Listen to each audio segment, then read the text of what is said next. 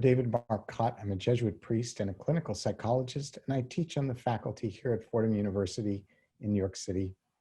And with me today is Dr. Jeffrey Ng, the director of the Counseling and Psychological Services Center at Fordham. And we're also joined by Dr. Rachel Annunziato, who is a pediatric psychologist and the associate dean of Fordham College at Rose Hill. We know that these are difficult and challenging days for all of us, but we're aware of the fact that parents in particular may find these days exceptionally challenging. Having children at home again, living in tight quarters, trying to find ways to get along after living apart can be difficult. So in these videos, we hope to present a few ideas about how to live together in a way that will make these days fruitful and happy. In particular, we hope to talk about what it's like for students and how parents can support their children, and finally, how parents can manage their own stress. So in this first session, we're going to talk today mostly about what it's like for the students. We have a couple of ideas in mind, and one of the challenges that we face, I think, in moving into a new small space is privacy and boundaries. You know, how do we live in a tight space when we've been used to living in more room? We know that the transition and the crowding that can come from it are stressors all by themselves and can lead to things like lower frustration tolerance and becoming more irritable and prickly. It can be harder for us to cooperate.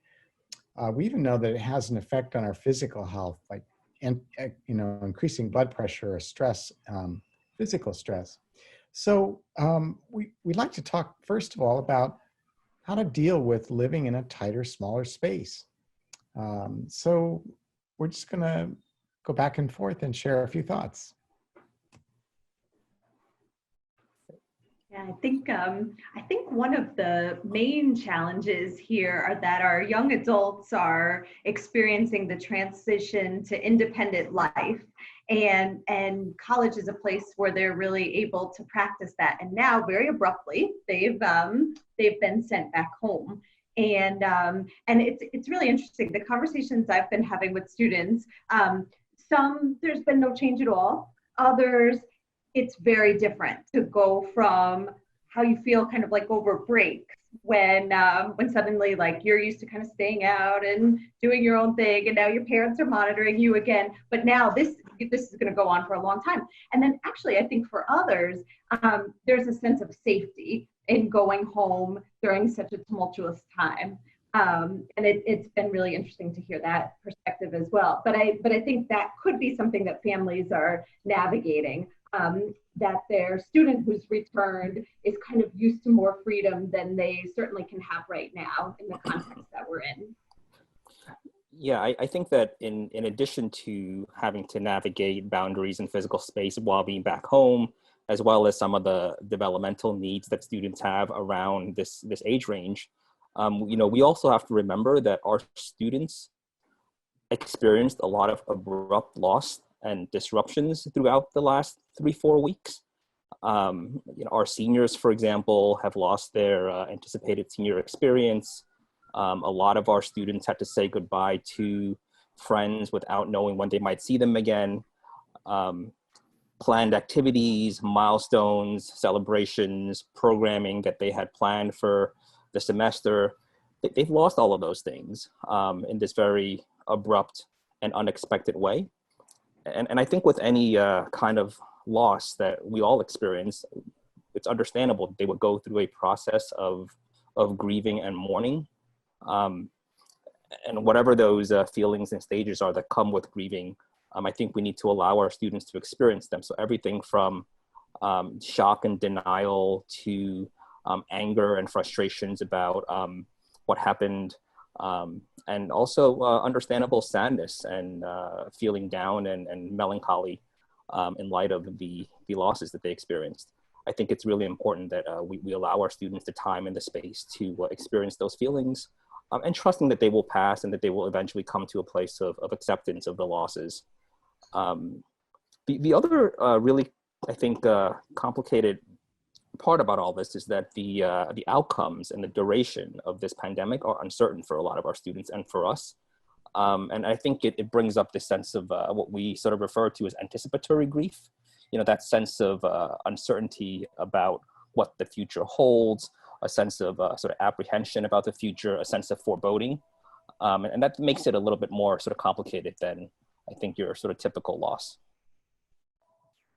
Yeah, I've been thinking about how to cope with these changes and the boundaries and the tight space and the losses and so on. And one idea that came to me was, just being patient with ourselves is the first step.